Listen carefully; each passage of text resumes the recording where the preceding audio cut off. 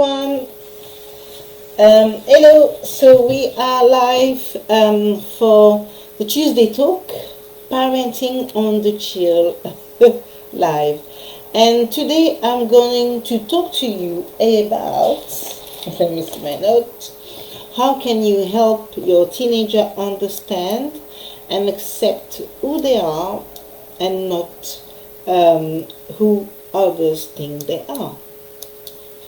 So, as parents and carers, what people are faced a lot about is mainly this peer pressure with teenagers, and the fact that they want to belong, the fact that they want to know exactly how they fit in, and there is a possibility, a probability that young people tends to look up to their friends, people they are next, they live with, they live with, people they are around in their lives, and more so when it comes to the teenage life, more so the friendship and external people come in place and kind of like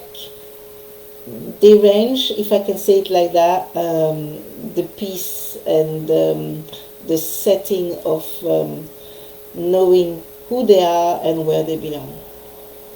So I hope you are still with me here. I'm going somewhere.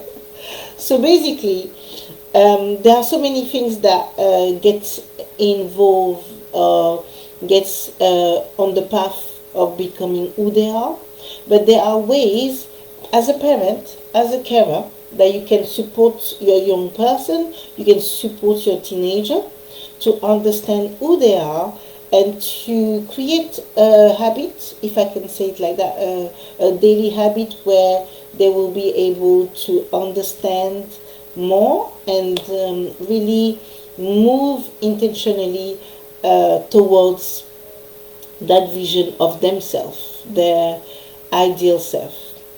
So today I'm gonna go through, instead of talking, today I'm going to go through an exercise that I'm gonna give you, and that you can do with young people, and that will help support them, and that can also help support you as a parent or as a carer, as an actor in a young person's life.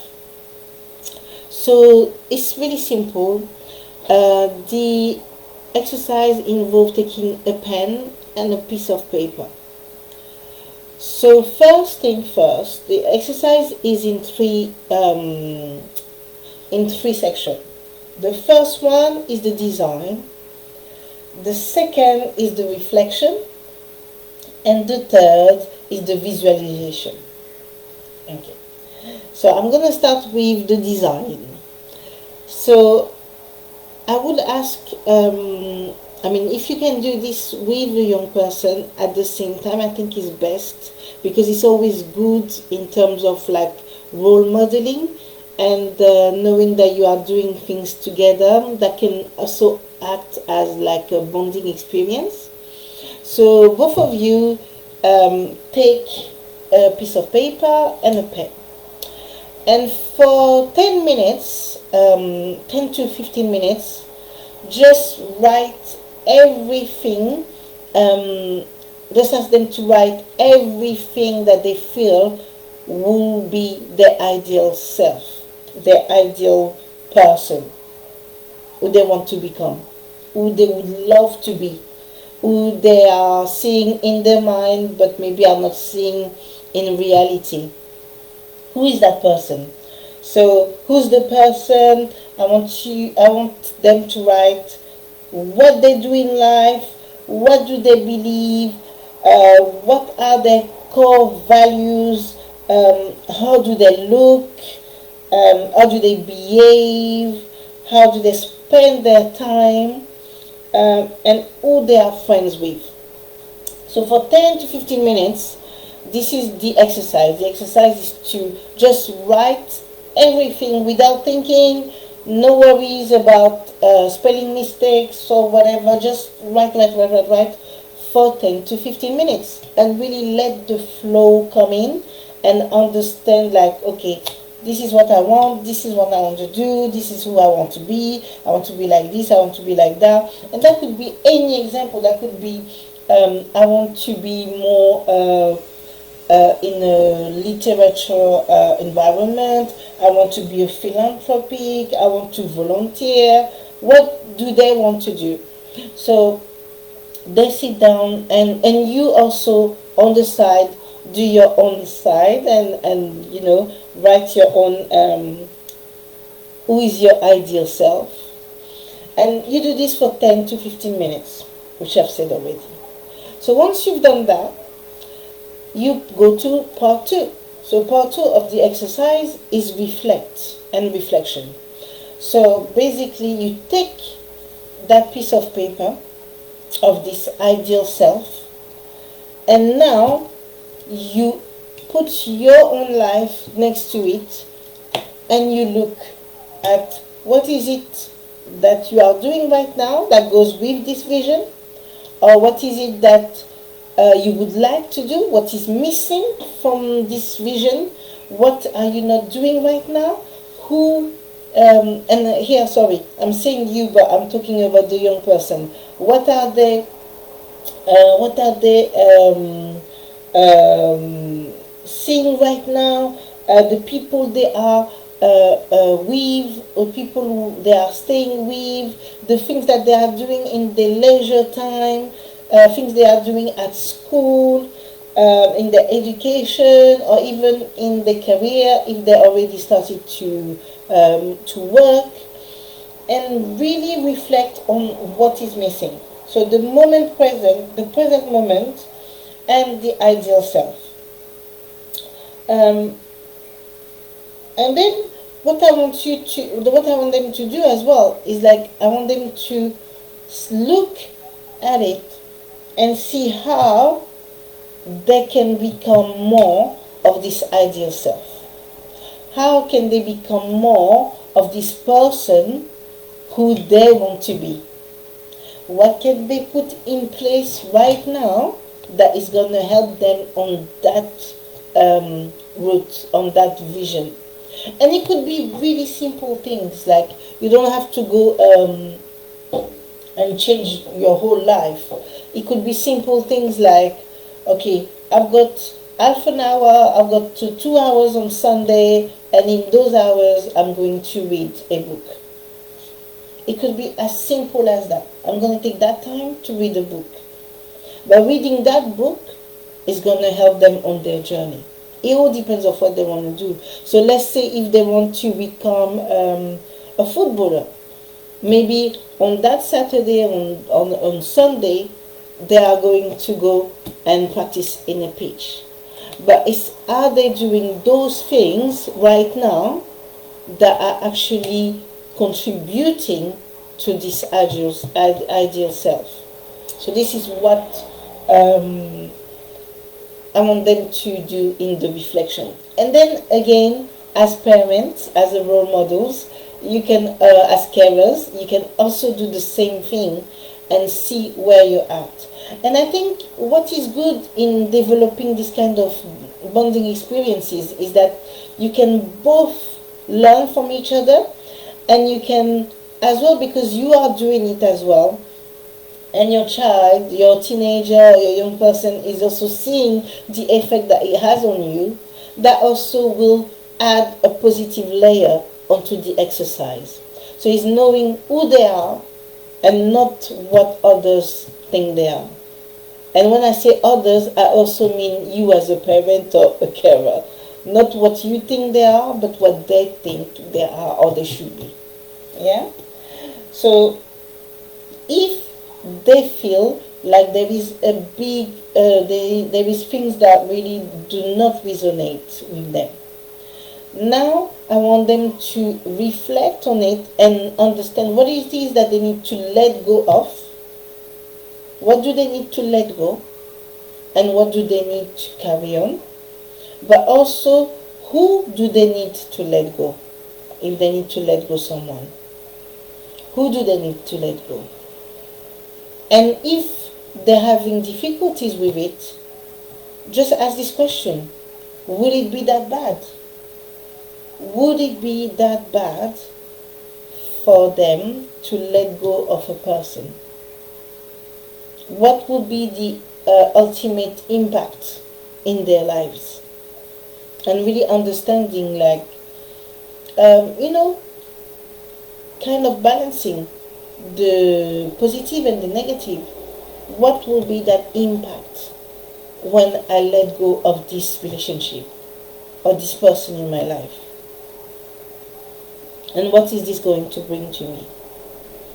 So understanding this and understanding why. Why is this going to be important in my journey, in their journey? Why is this going to be important in their journey? So after you've done this section, so number 2, you go to the number 3. Number 3 is all about adopting a visualization habit. So every single day is having that 5 minutes in the morning, maybe, where there is this visualization of who is their ideal self. Before the day starts, before they go on to have their breakfast, maybe before they go on to brushing their teeth, or whilst they're brushing their teeth, because it's really good when you add a new habit with an actual habit, and it's a way for you to actually incorporate the habit in your daily life really easy, in a really easy way. So it's rethinking, okay, my ideal self is so and so. I want to become so and so. I want to go and visit so and so places. I want to be around people who enjoy so and so things. And having this constant reminder on a daily basis of what is important for them. And again, you do that exercise as well, and by doing that exercise, what is going to bring is that it's going to bring again more bonding experience, where you're going to be like, well, do you know what happened today? I did this and I did that, and it's all from this one exercise that we did together. So you're just feeding into each other. So the positive aspect does not stay on one side, but on both sides. Remember that when a member of the family is impacted positively, that impact acts as a domino effect, and it goes on everybody. So if 2 members of the family can do it together, then imagine the impact after around other people in your lives, people who are close to you. So when you're incorporating this habit in your daily life, and you are, as I said before, moving with intention, what is the intention? That needs to be clear. The intention is always to achieve this vision of the ideal self. That's what the vision is. That's what the intention is. So it's, when we say moving in intention, in a clear manner, like I'm not using scientific words or anything like that, but for young people to understand, is simply going with their vision of who their ideal self is, and who do they feel that they need to become if they are not already at that level. What do they need? So when they're putting one step forward, that step is going with the intention of becoming that ideal self.